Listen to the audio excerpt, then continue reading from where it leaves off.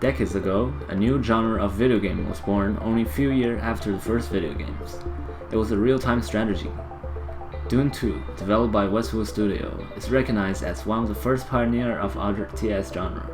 It has the features that all of the RTS games in the future will follow. These include resource gathering, unit training, base building, and commanding in a real-time fashion. With the huge success of Dune 2, Westwood then went on to release one of the most famous, widely recognized titles in RTS, Command & Conquer. In the 1990s, other companies soon realized the potential of RTS market and immediately joined the race. It is fair to say that RTS games reached one of its heights during this time, with titles such as StarCraft, Warcraft by Blizzard Entertainment, Age of Empire by Ensemble Studios, and sequel of Command & Conquer series such as Red Alert from Westwood Studio are still widely known to this day. Out of the wide range of RTS games on the market, Blizzard came ahead simply because it introduced competitive gameplay with a focus on more balanced gameplay than other series, which began the dawn of the esport industry. Other companies that focus more on entertainment rather than competitiveness in their game were slowly losing players. In the end, they sought after a bigger company who will provide funding, but in return also limit their imagination to create better games. Examples being Westwood was purchased by EA and Ensemble Studio by Microsoft. Gradually, Blizzard Entertainment monopolized the competitive RTS market.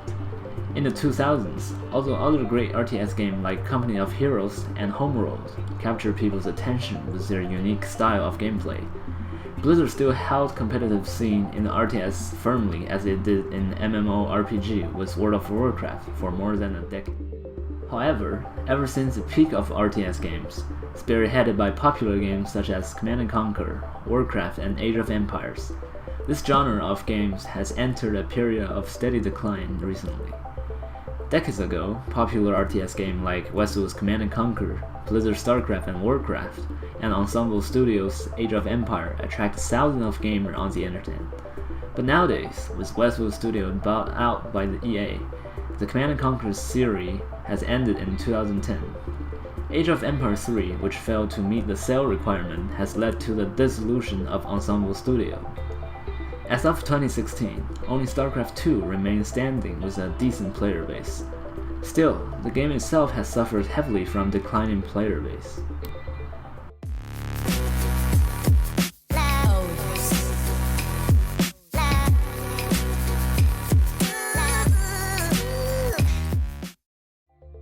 A major cause for the decline of RTS genre ironically originated from Warcraft 3.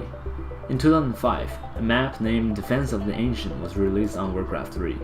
This map would eventually evolve into a completely new genre and become one of the most popular games by far in PC gaming history. MOBA is a famous term widely known as Multiplayer Online Battle Arena that will rise to dominate PC gaming in 2016 by encompassing all of their competitors in popularity and prize pool.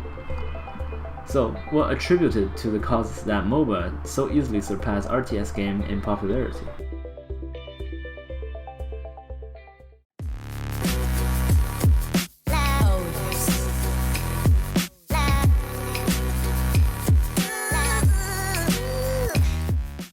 One, the decision to result cycle in MOBAs are generally very straightforward, with immediate decision leading to immediate result. For example, getting a kill on an opponent will grant the player gold as an immediate reward. Then, with the extra gold, the player will move on to buy items that will deal more damage to get more kills. This, when compared to long-term investment a player is often faced with in RTS game, such as making decisions about training more workers for a stronger economy or constructing more building for faster production, or getting rid of opponent's worker. With these decisions, the reward for these does not come as quickly as those in MOBA, and the player would need to sit and wait for those investments to transform into reward in the late game.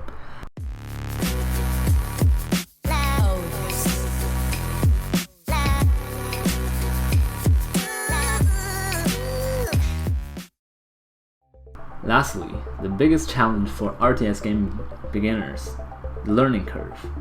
The learning curve for a MOBA player is lower compared to their RTS predecessor. having reduced demand for micromanagement by offering its player easier to grasp mechanic, such as controlling and focusing on a single character instead of hundreds of individual units. It just comes down to too much depth, complexity, and content for most players to willing to play and master. A ton of other games out there can be played with the player having an idea of what to do and what's going on. But that's not the case with RTS game, especially StarCraft. As a new player, you just get more money, make more worker, but then what unit should you make? What unit are the best in the matchup? When should you expand, etc. It takes many games and many losses to learn, and be familiar with the basic pattern and build order. Basically, it's a lot of work, and a lot of losses people get are from things they never saw coming. The majority of players are just looking to have fun, and just throwing down all the confusion and losses at new players isn't going to encourage the replayability. Most players would just quit out of frustration before getting a hand of even the most basic build order. Overall, these components appeal better to the newer generation of gamers who prefer faster session and easy to pick up games, as the older generation of gamers dwindles away. Perhaps RTS game already experienced its finest hour. With the current faster pace in gaming industry and lifestyle, it is hard to say that RTS will ever come back and dominate the gaming industry. It is even rare to see a huge budget RTS game being developed today. However, they will always be remembered as one of the greatest milestones ever in video game history. And in our hearts.